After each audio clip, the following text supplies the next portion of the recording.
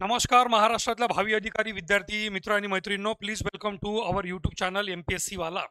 विद्यार्थी मित्रांनो, 9 नोव्हेंबर 2025ला सरतेशेवटी राज्यसेवेची पूर्वपरीक्षा पार पडली आणि या राज्यसेवेच्या पूर्वपरीक्षेमध्ये वेगवेगळ्या सेक्शनचे स्पष्टीकरण, प्रत्येक सेक्शनचे स्पष्टीकरण आपण आणतोय. तर ऑब्विसली मी स्वप्न राठोड, माझा विषय पॉलिटी. तर पॉलिटी या विषयासाठी मी तुम्हाला आन्सर कीचं स्पष्टीकरण अत्यंत कमी शब्दात पण महत्त्वाचं आणि परफेक्ट, कारण ओव्हरऑल पॉलिटी या वर्षीच्या सर्व सेक्शनपैकी सर्वात सोपी सेक्शन होता असं म्हणता येईल. हिस्ट्री आणि पॉलिटीपैकी म्हणजे हिस्ट्री आणि पॉलिटी सर्वात सोपी होते, त्यामध्ये पॉलिटी. तर नंबर 1 क्वेश्चन जो आला होता म्हणजे पॉलिटीमधला, तर तुमच्या वेगवेगळ्या सिरीजमध्ये वेगवेगळे क्वेश्चन नंबर होऊ शकतात, पण हा C नंबरचा सेट आहे बघा. खालीलपैकी योग्य विधाने ओळखा म्हणजे आयडेंटिफाय द करेक्ट स्टेटमेंट. पहिलं स्टेटमेंट आहे, कॅबिनेट मिशन योजनेनुसार नोव्हेंबर 1946 मध्ये संविधान सभा निर्माण करण्यात आली. हे तर ओके, युनिव्हर्सल फॅक्ट आहे. युनिव्हर्सल फॅक्ट, कॅबिनेट मिशननुसारच आपल्या भारताची संविधान सभा तयार करण्यात आली. हा युनिव्हर्सल फॅक्ट आहे, म्हणजे याच्यामध्ये स्पष्टीकरण काहीच नाही. Everyone knows. कॅबिनेट मिशनलाच त्रिमंत्री योजना म्हणतात, ज्यामध्ये sir Alexander, sir Stanford Cripps आणि सर पॅट्रिक लॉरेन्स होते. ज्यातले जे पॅट्रिक लॉरेन्स होते हे या तिघांची म्हणजे या कॅबिनेट मिशनचे बॉस होते, अध्यक्ष होते. तर ही एक ॲडिशनल माहिती लक्षात घ्या, कधी कामी येऊ शकते की पॅट्रिक लॉरेन्स जे होते, पॅट्रिक लॉरेन्स ते याचे अध्यक्ष होते. याला ACP म्हणा किंवा क्रिप्स अलेक्झांडर आणि पॅट्रिक लॉरेन्स म्हणा किंवा याला PAC म्हणा. तुम्हाला ACP, CAP, कॅप किंवा PAC पॅक जसं आठवण ठेवा तसं ठेवा. कॅबिनेट मिशन 2 संविधान सभेच्या विचारांना नकार दिला, एकदम करेक्ट आहे. कॅबिनेट मिशनने स्पष्टपणे सांगितलं एक युनिफाईड भारत, ओके, एक संघ भारत, युनिफाईड भारत हे शब्द त्यांनी वापरले होते. Unified India with the central government, ठीक आहे, unified India with central government. Cabinet मिशनचं म्हणणं होतं की आम्हाला म्हणजे त्यांच्या प्रपोजलद्वारे त्यांना कसं शासन पाहिजे की ज्या भारतामध्ये म्हणजे जो भारत एक संघ आहे, ज्याचं विभाजन झालेलं नाही, अखंड भारत ज्याला म्हणू आपण सोपी भाषेत. तर कॅबिनेट मिशनला अखंड भारतच पाहिजे होता, अखंड भारत, युनिफाईड इंडिया, आणि ज्यामध्ये केंद्रवर्ती सरकार असेल, जसं आज आहे की नाही दिल्लीमध्ये बसलेलं आपलं सरकार आहे, सेम तशी संकल्पना यांनी मांडली होती. Unified India with central government, एक संघ भारत, ज्यामध्ये एक मध्यवर्ती किंवा केंद्रीकृत शासन असेल. आणि त्यांनी मात्र हे म्हटलं होतं की प्रत्येक राज्य जे आहे, प्रत्येक राज्य या राज्यांना स्वतःचा एक ग्रुप तयार करू शकतात, राज्य, छोटी छोटी राज्य, आणि ही राज्य आपल्या स्वतःसाठी सुद्धा राज्यघटना तयार करू शकतात एक प्रकारे. म्हणजे भारतासाठी सुद्धा एक राज्यघटना आणि नका छोट्या राज्यांसाठी सुद्धा एक राज्यघटना, जे काँग्रेसला पटलं नाही. परंतु मुस्लिम लीगने तर काय म्हटलं होतं की डायरेक्ट 2 संविधान सभा, म्हणजे एक भारताची आणि एक नाका जो मुस्लिम प्रांत वेगळा होईल, जो आज पाकिस्तान नावाने ओळखण्यात येतो, तर या वेगळ्या मुस्लिम प्रांतासाठी एक वेगळी संविधान सभा असं मुस्लिम लीगने मांडलं होतं. परंतु कॅबिनेट मिशनने त्या 2 संविधान सभेच्या विचारांना नकार दिला.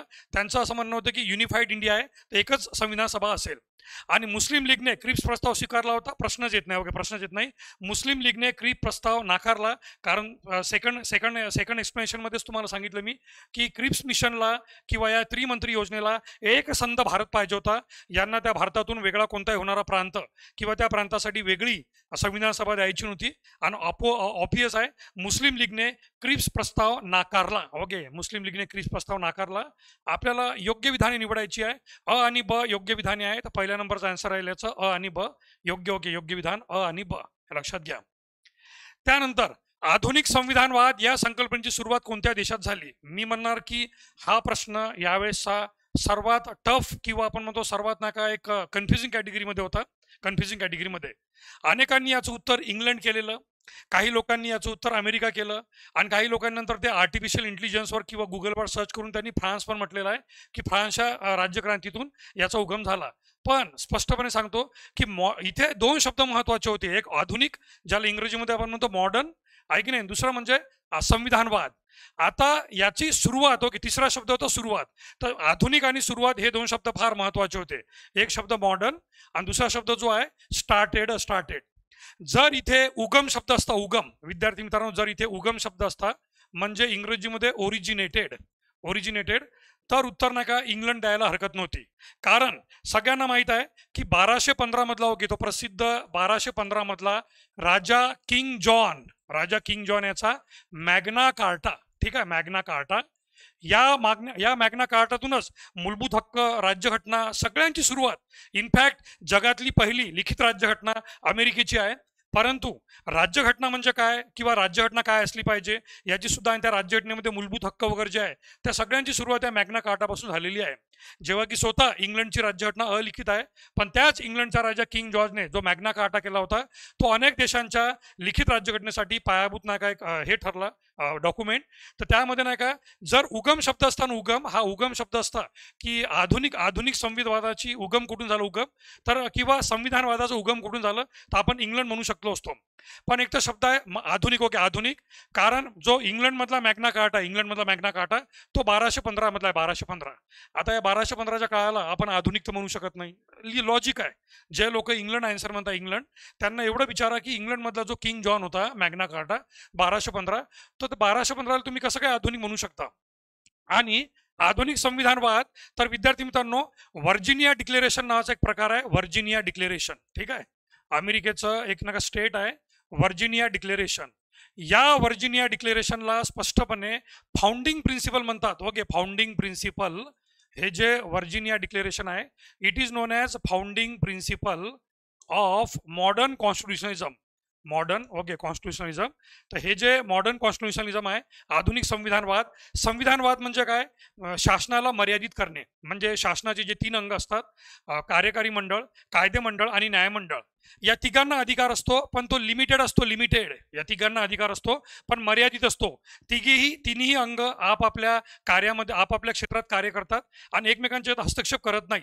यालाच म्हणतात लिमिटेड गव्हर्नमेंट, मर्यादित शासन. सगळ्यांना अधिकार देणे, परंतु तो मर्यादित अधिकार देणे, म्हणजे कोणी हुकुमशाह बनू शकणार नाही आणि कोणी आपल्या अधिकाराचा गैरवापर करू शकणार नाही. मग याच ओके आधुनिक संविधानवादाची सुरुवात जी आहे ती व्हर्जिनिया प्रिन्सिपल मधून झाली. त्यामुळे आपलं करेक्ट आन्सर इथे अमेरिका असणार. अमेरिका, लक्षात घ्या एव्हरीवन, अमेरिका. आणि ज्यांनी इंग्लंड, ओके, ज्यांनी इंग्लंड केलेलं आहे, ज्यांना अजून इंग्लंड योग्य वाटतं, तर इंग्लंडमध्ये मॉडर्न, ओके, मॉडर्न हा शब्द जो आहे, मॉडर्न हा शब्द नंबर 1, मॉडर्न हा शब्द तोच नका इथे नका हे आहे मॉडर्न शब्द इंग्लंड सोबत तुम्ही कसा अटॅच करणार. त्यानंतर नका संविधानवाद, ओके, संविधानवाद ही संकल्पना लिखित राज्यघटनेतूनच येते. ठीक आहे, संविधानवाद ही संकल्पना लिखित राज्यघटना म्हणजे रिटर्न कॉन्स्टिट्यूशन मध्ये येते. तर लिखित राज्यघटना अमेरिकेत, ओके, अमेरिकेत तयार झाली सर्वप्रथम. जगाची पहिली लिखित राज्यघटना कुठे, तर ती अमेरिकेमध्ये. म्हणून नाही का अमेरिका हे करेक्ट आन्सर राहील आपलं. आणि अमेरिकेचे मूलभूत हक्क तयार होताना जी व्हर्जिनिया डिक्लेरेशन नावाची बाब आहे त्यातून नाही काय सुरुवात झाली. अमेरिका इथे 100% करेक्ट आन्सर राहील. 100%, ओके, 100% अमेरिका करेक्ट आन्सर राहील. उगम असतं ते एक वेळेस आपण इंग्लंड केलं असतं किंवा फ्रान्स केलं असतं, परंतु आपल्याला मॉडर्न आणि स्टार्टेड, ओके, आधुनिक आणि सुरुवात या शब्दाचं अमेरिका हे करेक्ट आन्सर आहे. Virginia declaration, okay everyone. आणि संविधानवाद लिखित राज्यघटनेमध्येच असतं, हे सगळ्यांनी लक्षात ठेवा. त्यानंतर क्वेश्चन नंबर 73 सी सेट्स मधला खालीलपैकी योग्य विधान निवडा. योग्य, जी व्यक्ती राष्ट्रपती म्हणून पद धारण करीत असेल अथवा जिने असं पद धारण केले असेल ती व्यक्ती संविधानाच्या अन्य तरतुदींना अधीन राहून त्या पदासाठी होणाऱ्या फेरनिवडणुकीसाठी पात्र असेल. म्हणजे शब्द मोठमोठे आहे पण सरळ सरळ विचारलेला आहे की भारतामध्ये जो व्यक्ती ऑलरेडी राष्ट्रपती राहून गेला त्याला पुन्हा राष्ट्रपती होता येतं का, तर हो, आपल्या भारतामध्ये कोणत्याही व्यक्तीला तो राष्ट्रपती बनल्यानंतर सुद्धा त्याला अनलिमिटेड टाइमसाठी राष्ट्रपती बनता येतं. म्हणजे अमेरिकेच्या राज्यघटनेसारखं असं नाही. अमेरिकेमध्ये फक्त कोणत्याही व्यक्तीला जास्तीत जास्त 2 वेळा राष्ट्रपती बनता येतं. त्यामध्ये लेटेस्ट एक्झाम्पल बघा तुम्ही, बराक ओबामा, आता डोनाल्ड ट्रम्प आहे, 2016 ते 2020 होते आणि आता 2024 ते 2028 राहतील. मग त्यानंतर त्यांना मग राष्ट्रपती म्हणून राहता येणार नाही. यापूर्वी नाही का म्हणजे बिल क्लिंटन होऊन गेले किंवा जॉर्ज डब्ल्यू बुश होऊन गेले, हे सगळे जे राष्ट्रपती अमेरिकेचे या सगळ्यांना 2-2 वेळा राष्ट्रपती राहायला भेटलं. पण आपल्या भारतामध्ये पहिलं वाक्य एकदम करेक्ट आहे की okay, the person who holds or who has held office as a president shall subject to the other provision of the constitution be eligible for re election. कमीत कमी एवढं तरी लक्षात ठेवायला पाहिजे होतं की डॉक्टर राजेंद्र प्रसाद, ठीक आहे, डॉक्टर राजेंद्र प्रसाद ऑलरेडी भारताचे राष्ट्रपती होते आणि ते एकमेव राष्ट्रपती ठरले ज्यांना पुन्हा राष्ट्रपती होण्याचा मान मिळाला. आणि त्यांना पुन्हा राष्ट्रपती होण्याचा मान मिळाल्यामुळे पहिलं वाक्य एकदम करेक्ट आहे. डॉक्टर राजेंद्र प्रसाद राष्ट्रपती म्हणून पद धारण केलं होतं आणि ते पुन्हा होणाऱ्या फेरनिवडणुकीसाठी पात्र ठरले होते. दुसरं वाक्य आहे, कोणतीही व्यक्ती राज्यसभेचा सदस्य म्हणून निवडून येण्यास अर्हता प्राप्त असल्याखेरीज राष्ट्रपती पदाच्या निवडणुकीस पात्र असणार नाही. तर हे चुकीचं स्टेटमेंट आहे. याच्यामध्ये कोणताही व्यक्ती राज्यसभा नाही, लोकसभा पाहिजे.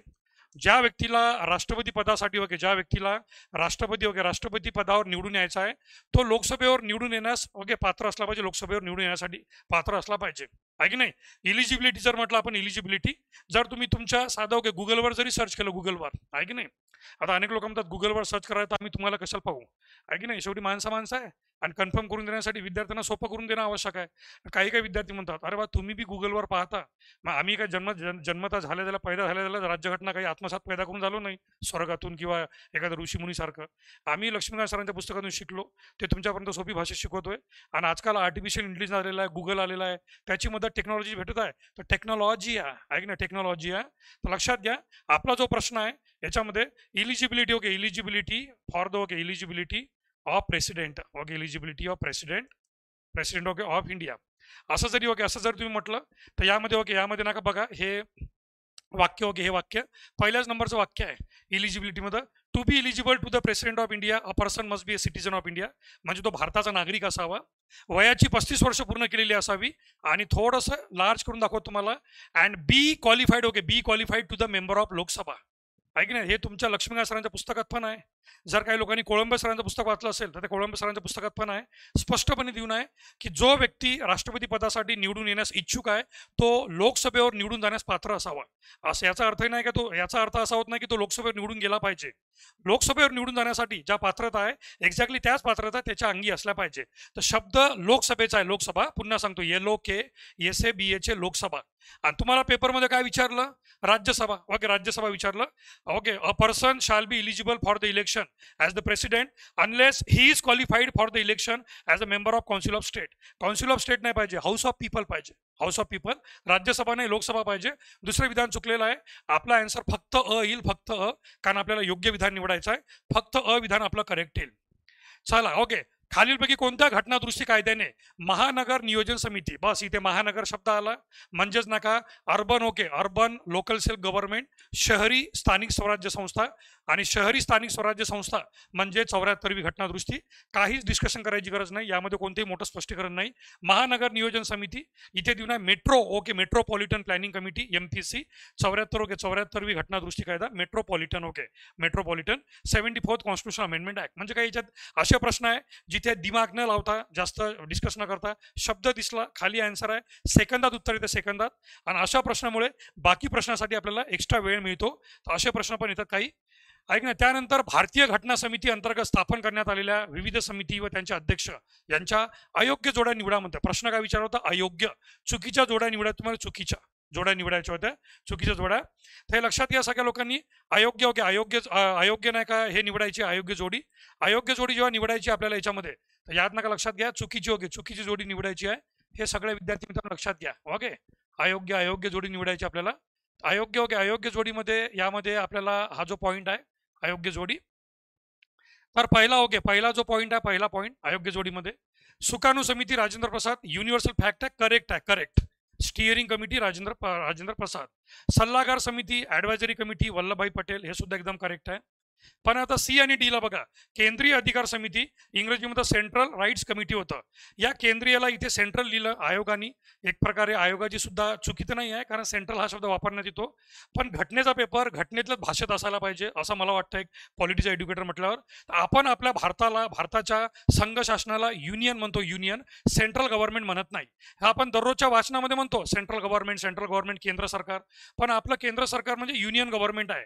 तर इथे युनियन राईट्स कमिटी पाहिजे होती, ठीक आहे, ओके. जवाहरलाल नेहरू याचे अध्यक्ष होते.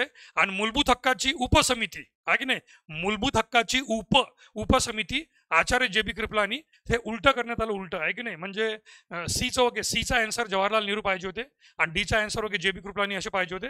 लक्षात घ्या एव्हरीवन. तर सांगण्याचं, ओके, सांगण्याचा अर्थ सी, ओके, सी आणि डी याच्यामध्ये तो सी आणि डी उलट झालेला आहे, म्हणून नका आपलं उत्तर सी आणि डी आहे, सी आणि डी हे लक्षात घ्या.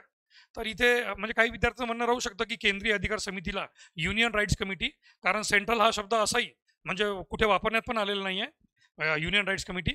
आणि मूलभूत हक्क, ओके, मूलभूत हक्क समिती म्हटलं तर वल्लभभाई पटेल आले असते, मूलभूत हक्क समिती. पण मूलभूत हक्क उपसमिती म्हटलेलं आहे JB कृपलानी. तर सी आणि डी जोड्या चुकलेल्या आहे आणि त्यात आपल्याला विचारलेलं अयोग्य जोड्या कोणत्या, ओके, अयोग्य जोड्या कोणत्या. त्यानंतर क्वेश्चन नंबर 76 सी सेट मधला, खालीलपैकी योग्य विधाने निवडा, म्हणजे योग्य विधान निवडायचे आपल्याला. उपराष्ट्रपती ज्या दिनांकास आपले पद ग्रहण करील त्या दिनांकापासून 5 वर्षाच्या अवधीपर्यंत ते पद धारण करेल. एकदम करेक्ट आन्सर आहे. आणि आपल्या भारतामध्ये उपराष्ट्रपती पदावर यावर्षी फारच जास्त रामायण घडलं. तर विचार करा, प्रश्न आयोगाचे जे येतात हे फॅक्च्युअल जरी असले किंवा ठरलेले जरी असले, अनेक प्रश्नांना कुठे ना कुठे त्यावर्षी घडलेल्या घटनांचा एक हे असतो, टच असतो. अनेक विद्यार्थ्यांना हे कळतच नाही. ते फक्त पुस्तक घेऊन नका, फक्त वाचायचं वाचायचं वाचायचं. करंट अफेअर पॉलिटीमधले कधीच मिस करायचे नाही. म्हणून म्हणतो मी की न्यूजपेपर रिडिंग फार महत्त्वाची आहे. आणि ज्याला न्यूजपेपर वाचता येत नाही तो आयोगाचा विद्यार्थी असूच शकत नाही. पण ठीक आहे, आता काही लोकांना ओके म्हणजे त्या गोष्टी कळत नाही. तर हे लक्षात घ्या, उपराष्ट्रपती जे आहे, उपराष्ट्रपती ज्या दिनांकास आपले पद ग्रहण करेल त्या दिनांकापासून 5 वर्षाच्या अवधीपर्यंत ते पद धारण करेल. पहिलं वाक्य एकदम करेक्ट आहे. उपराष्ट्रपती राष्ट्रपतींना संबोधून आपल्या पदाची सहीनिशी लेखी राजीनामा देऊ शकेल. लेखी शब्द फार महत्वाचा. लेखी राजीनामा हा लेखित द्यावा लागतो, तोंडी देता येत नाही, आहे की नाही? लेखित द्यावा लागतो. आणि जगदीप धनखड साहेबांनी जो राजीनामा दिला होता त्यावेळेस फार जास्त चर्चा घडली होती. तर उपराष्ट्रपती राष्ट्रपतींना आपला लेखी राजीनामा, लेखी शब्द महत्वाचा. दुसरं विधान करेक्ट आहे. पण तिसरं विधान बघा, लोकसभेच्या त्यावेळेच्या सर्व सदस्यांच्या बहुमताने जेव्हा जो उपराष्ट्रपती आहे, उपराष्ट्रपती हा राज्यसभेचा अध्यक्ष असतो, राज्यसभेचा पदसिद्ध अध्यक्ष असतो, राज्यसभेचा पदसिद्ध अध्यक्ष. तर जेव्हा तो राज्यसभेचा पदसिद्ध अध्यक्ष आहे, तर मग लोकसभेच्या सर्व सदस्यांच्या बहुमताचा काय प्रश्न आहे, आहे की नाही? म्हणजे ज्या लोकांनी वाचून गेले असेल त्यांना तर क्लिअरच आहे. ज्या लोकांची रिडिंग चांगली असेल त्यांना माहित आहे की राज्यसभेचं बहुमत पाहिजे आणि लोकसभेचा फक्त साधा पाठिंबा पाहिजे. मग त्यांना तिथंच कळलं असेल. तरी पण एक लॉजिक सांगतोय की सी स्टेटमेंट चुकलेलं का.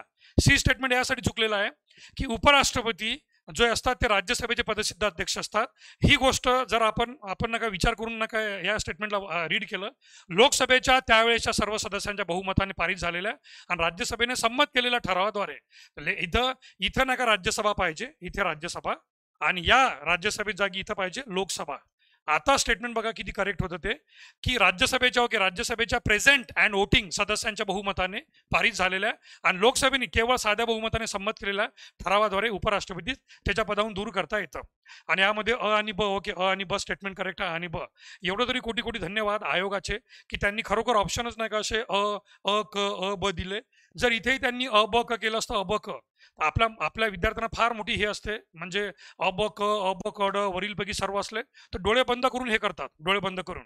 आणि अनेक नाही का महाराष्ट्रातल्या अनेक महान एड्युकेटर लोकांनी सुद्धा सांगून दिलेलं आहे की जेव्हाही वरीलपैकी नाही किंवा वरीलपैकी सर्व ऑप्शन दिसते तर डायरेक्टली त्याला आन्सर क्लिक करा, असं सांगू नका. अनेक विद्यार्थ्यांचं जीवन बर्बाद केलेलं.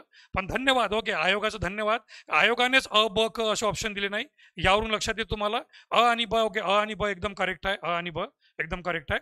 कारण क वाक्यामध्ये राज्यसभेचा present and voting, okay, vice president may be removed from his office by resolution of the house of people, चुकीचं आहे. By resolution of council of state passed by a majority राज्यसभेतली पाहिजे, कारण तो राज्यसभेचा पदसिद्ध अध्यक्ष असतो. एवढी सिंपल लॉजिक होतं. त्यानंतर क्वेश्चन नंबर 77, अँग्लो इंडियन समुदायासाठी खालीलपैकी अयोग्य, ओके, चुकीचं विधान निवडायचं. चुकीचं म्हणजे हे शब्द फार महत्वाचे, छोटे छोटे. योग्य अयोग्य काय विचारलेलं आहे. अयोग्य विधान, अनुच्छेद 335 हे राज्याच्या विधानसभामध्ये अँग्लो इंडियन समाजाच्या प्रतिनिधित्वाशी निगडीत आहे, तर चुकीचं आहे. अनुच्छेद 335 अँग्लो इंडियनशी नाही, शेड्यूल कास्ट आणि शेड्यूल ट्राईब यांच्याशी प्रतिनिधित्वाशी निगडीत आहे. तुम्ही म्हणसाल आता हा सुद्धा प्रश्न कसा काय आला, तर मी म्हटलं ना, आयोगाचा कोणताच प्रश्न असा डोळे बंद करून टाकलेला नसतो. त्याच्यावर काही ना काही चर्चा झालेली असेल. तर सगळ्यांना माहीत असेल आर्टिकल जे 335 आहे, ज्यावेळेस ना काय म्हणजे 10 वर्षाचं रिझर्वेशन अजून वाढवण्यात आलं, 10 वर्ष रिझर्वेशन अजून वाढवण्यात आलं. शेड्यूल कास्ट आणि शेड्यूल ट्राईब दर 10 वर्षांनी त्यांचं आरक्षण वाढवण्यात येतं लोकसभा विधानसभेत. पण यावेळेस अँग्लो इंडियन यांचं आरक्षण कायमचं रद्द करण्यात आलं. मग ही गोष्ट मागच्या 2-3 वर्षात घडलेली आहे आणि त्यामुळे ती चांगली नाही का चर्चेमध्ये आहे. म्हणून नाही का अनुच्छेद 335 हे राज्यांच्या विधानसभेमध्ये SC ST समाजाच्या प्रतिनिधित्वाशी निगडीत आहे. पहिलं विधान, ओके, पहिलं विधान चुकलेलं. आणि बाकीचे दोन विधान आहे. अँग्लो इंडियन समाजाच्या लाभाकरता 31 मार्च 1948 रोजी संपन्न होणाऱ्या वित्तीय वर्षात, म्हणजे फायनान्शियल इयर आपलं जे 1 एप्रिल ते 31 मार्च असतं, याबाबत अशी शिक्षणाबाबत दिली गेली होती की काही अनुदाने असतील तर तीच अनुदाने संविधानाच्या प्रारंभानंतर पहिल्या 3 वित्तीय वर्षात संघराज्य व प्रत्येक राज्य यांच्याकडून दिली जातील. हे वाक्य एकदम करेक्ट आहे, फॅक्च्युअल डेटा आहे. म्हणजे याच्यामध्ये स्पष्टीकरण काही नाही आहे. स्पष्टीकरण, अँग्लो इंडियन ज्यांची मुळात संख्या कमी होती त्यावेळेस आज भरपूर संख्या वाढलेली आहे त्यांची जनसंख्या, पण त्यावेळेस त्यांची जनसंख्या कमी होती आणि त्यामुळे त्यांच्यासाठी विशेष अनुदाने देण्यात आली होती आणि ह्या विशेष अनुदानावर हे वाक्य एकदम करेक्ट आहे. दर 3 वर्षाच्या अनुवर्ती कालावधीमध्ये लगतपूर्व 3 वर्षाच्या कालावधील अनुदानापेक्षा ती 10% कमी असू शकतील. हे सुद्धा एकदम करेक्ट आहे. तर इथे विचारलेलं आहे की चुकीचं विधान कोणतं, चुकीचं ओके विधान कोणतं. इथे पहिलं विधान फक्त अविधान चुकीचं आहे, फक्त अविधान चुकीचं आहे, लक्षात घ्या. अनुच्छेद 335 हे अनुसूचित जाती व जमाती या संबंधी आहे, अँग्लो इंडियनशी नाही. खालीलपैकी कोणते भारताच्या राज्यघटनेतल्या भाग 1 मधल्या कलम 1 ते 4 शी संबंधित आहे. भाग 1 कलम 1 ते 4 आहे की नाही, आर्टिकल 1 to 4 पार्ट 1. काही दिमाग लावायची गरज नाही, सगळ्यांना माहिती आहे, फक्त संघराज्य त्याचं क्षेत्र आहे. मूलभूत अधिकार भाग 3 मध्ये येतं, 12 ते 35 मध्ये येतं, कलम 12 ते 35. न्यायविषयक जे आहे ते प्रस्तावनेमध्ये येते, प्रस्तावनेमध्ये ओके न्याय संकल्पना. आणि कर्तव्य जे आहे मूलभूत कर्तव्य हे भाग 4 ओके भाग 4 मध्ये येतं आणि कलम 51A मध्ये येतं 11 मूलभूत कर्तव्य. त्यामुळे ब क ड चुकलेलं, फक्त आपल्याला ए okay A correct. Number 3 option येणार. भारताच्या राज्यघटनेचं कलम 1 ते 4 संघराज्य त्याचं क्षेत्र, म्हणजे एवढं स्पष्टीकरण द्यायची पण गरज नाही. एखादा नवीन विद्यार्थी पहिल्याच अटेम्प्टला विद्यार्थी पहिल्याच ह्याच्यामध्ये नका क्लिक करू शकतो असं एक क्वेश्चन होतं. तर ते महानगर नियोजन समिती आणि हे प्रश्न विद्यार्थ्यांचे कॉन्फिडन्स वाढवण्यासाठी असतात. आणि ऑब्वियस या प्रश्नामुळे आपल्याला इतर प्रश्नांना टाइम देणं म्हणजे अलगद सोपी जातं. भारतीय राज्यघटनेतला अनुच्छेद 371 व त्याच्या उपअनुच्छेदानुसार विशेष दर्जा नसलेली राज्य ओळखा. म्हणजे अनुच्छेद 371 मध्ये कोणत्या राज्याला विशेष दर्जा देण्यात आलेला नाही असं म्हटलेलं आहे.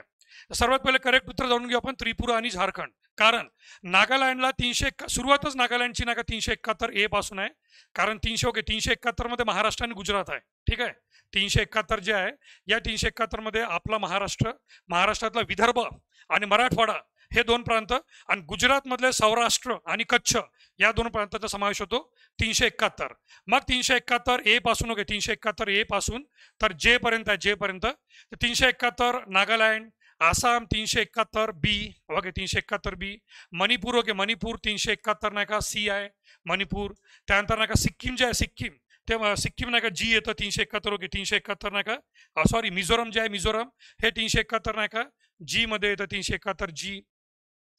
त्यानंतर ओके त्यानंतर नाही का मग नाही का जे सिक्कीम ओके सिक्कीमचं पण ऑप्शन दिलेलं आहे याच्यामध्ये सिक्कीमचं.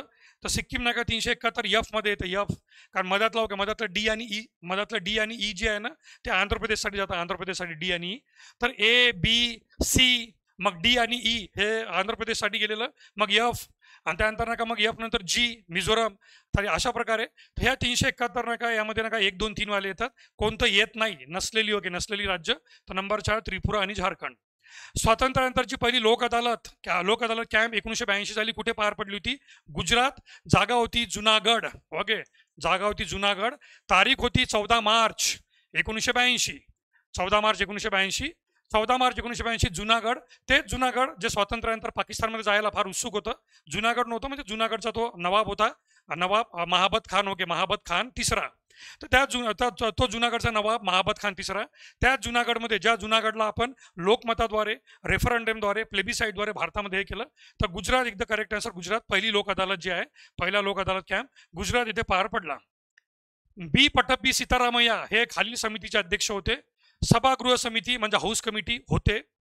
मुख्य आयुक्ताच्या प्रांताबाबत 4 मुख्य आयुक्ताचे प्रांत होते आपल्याला माहित आहे, अजमेर मारवाड किंवा अजमेर मेवाड, बलुचिस्तान, कुर्ग आणि दिल्ली असे नाही का 4 मुख्य आयुक्ताचे प्रांत होते संविधान सभेमध्ये ABCD.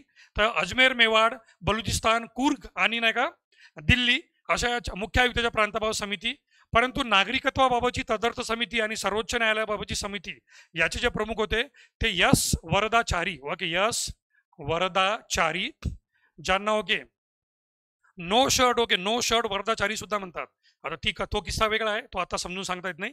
पण यस वरदाचारी कट्टरवादी गांधीवादी होते, कट्टर गांधीवादी. आणि यस वरदाचारी यांना नो शर्ट वरदाचारी म्हणून सुद्धा म्हणतात. तर हे या 2 समितीचे अध्यक्ष होते. ती म्हणजे कोणती? ॲडहोक कमिटी ऑन सिटिझनशिप आणि ॲडहोक कमिटी ऑन सुप्रीम कोर्ट. आणि त्यामुळे आपल्याला विचारलं होतं बी पट्टबी सीतारामय्या कोणत्या समितीचे होते? तर पहिल्या 2चे होते सभागृह समिती आणि मुख्य आयुक्ताच्या प्रांताबाबतची समिती अ आणि ब एकदम करेक्ट आहे. सी आणि डी मध्ये वरदाचारी येणार वरदाचारी. सी आणि डी चे प्रमुख यस वरदाचारी होते, लक्षात घ्या. कट्टर गांधीवादी आणि त्यानंतर नाही का असेंब्लीमध्ये सुद्धा या समितीवर काम केलेलं. नेक्स्ट क्वेश्चन बघा. भारतात national commission for protection of child rights NCPCR ची स्थापना कोणत्या वर्षी करण्यात आली?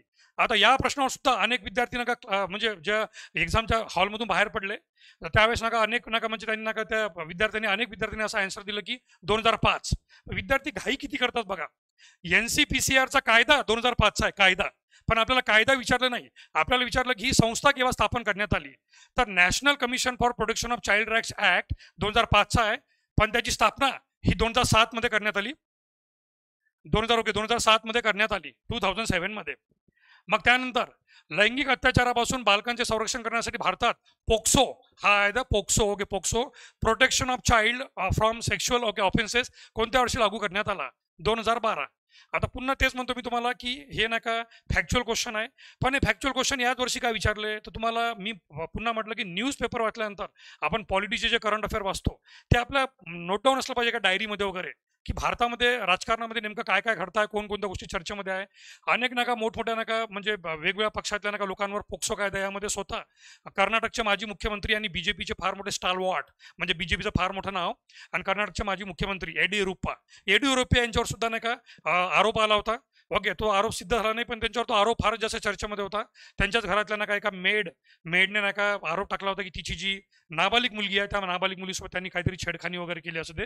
आणि त्यानंतर बाकीच्या जागी सुद्धा नका पोक्सो कायदा फार जास्त चर्चेमध्ये होता आणि त्यामुळे नका हा प्रश्न आला. तर काही विद्यार्थ्यांचं म्हणणं असतं की यार हे प्रश्न येतात आपण कसं काय गेस करू शकतो. तुम्ही तुमचा पेपर गेस करू शकता, हे मी पहिलेपासून म्हणायचो की तुम्ही तुमचा पेपर गेस करू शकता. प्रश्न आहे की तुम्ही न्यूजपेपर चांगला वाचता का.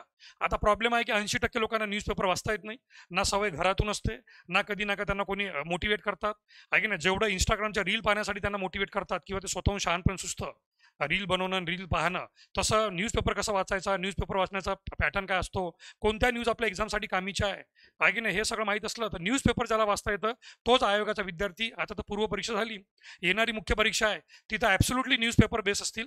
न्यूजपेपर बेस जर यांनी MPSCने UPSCला हुबेहू कॉपी केलं तर क्वेश्चन पेपरमध्ये आहे की नाही. तर नका न्यूजपेपर ज्याला वाचणं आहे त्याला माहीत असेल की 2012 मध्ये हा कायदा आला होता. पण हा प्रश्न यावर्षी का आला तर असे 2-3 मोठमोठी नावं पेपरमध्ये आली होती राजकारणी लोकांची ज्यांना पोक्सो अंतर्गत नका त्यांच्यावर गुन्हा दाखल झाला होता. राष्ट्रीय महिला आयोगाची स्थापना कोणत्या वर्षी झाली 1992. आता हा प्रश्न ऑब्वियस आहे. मी तुम्हाला म्हटलं की रिव्हिजनसाठी जे टॉपिक तुमचे नका सर्वात पहिले प्रायोरिटीवर असले पाहिजे त्यात पहिला टॉपिक जो असतो तो संविधान सभा, त्याच्यावर प्रश्न येतो म्हणजे येतो 100%. आणि मग नका दुसऱ्या नंबरवर असलं पाहिजे ते म्हणजे भारताच्या घटनात्मक आणि नका वैधानिक संस्था. घटनात्मकमध्ये सुप्रीम कोर्ट, हायकोर्ट, भारताचा निवडणूक आयोग, वित्त आयोग हे तर आलंच, पण वैधानिक संस्थांमध्ये national human rights commission, Lokpal, Lokayukta, भारतीय नका महिला आयोग, भारतीय अल्पसंख्याक आयोग, राष्ट्रीय अल्पसंख्याक आयोग, राष्ट्रीय अनुसूचित जाती व जमाती आयोग, वैधानिक घटनात्मक संस्था. तर राष्ट्रीय महिला आयोग 1992 आणि हा सुद्धा याच वर्षी काय विचारण्यात आला तर राष्ट्रीय महिला आयोगाची काही जी आहे वाक्य ती फार जास्त चर्चेमध्ये ठरली होती. फार जास्त चर्चेमध्ये काही बलात्कार किंवा मुलींच्या प्रकरणामध्ये राष्ट्रीय महिला आयोगाची वक्तव्य फार आश्चर्यचकित ठरली होती. आणि त्यानंतर नका सर्वात शेवटचा क्वेश्चन पॉलिटीमध्ये खालीलपैकी कोणती कार्य 24 जानेवारी 1950ला संविधान सभेने स्वीकारलेली आहे. 24 जानेवारी ज्या दिवशी 284 सदस्यांनी स्वाक्षरी केली याला RRR म्हणतात आहे की नाही. तर हा यस राजामौलीचा यस राजामौलीचा पिक्चर नाही आहे RRR. पहिला आर म्हणजे काय राष्ट्रपती पहिला आर म्हणजे राष्ट्रपती, दुसरा आर म्हणजे राष्ट्रगीत राष्ट्रगान आणि तिसरा आर म्हणजे राष्ट्रगीत. तर आपण आपल्या भारताचं राष्ट्रगीत वंदे मातरम, आपल्या भारताचं राष्ट्रगान जनगण मन आणि डॉक्टर राजेंद्र प्रसाद यांची नका राष्ट्रपती RRR राष्ट्रपती राष्ट्रगान राष्ट्रगीत असं स्वीकारलं. आणि त्यामुळे नका ड करेक्ट येईल. जे राष्ट्रध्वज आहे हे राष्ट्रध्वज 22 जुलैची तारीख आहे, 22 जुलैची तारीख आहे.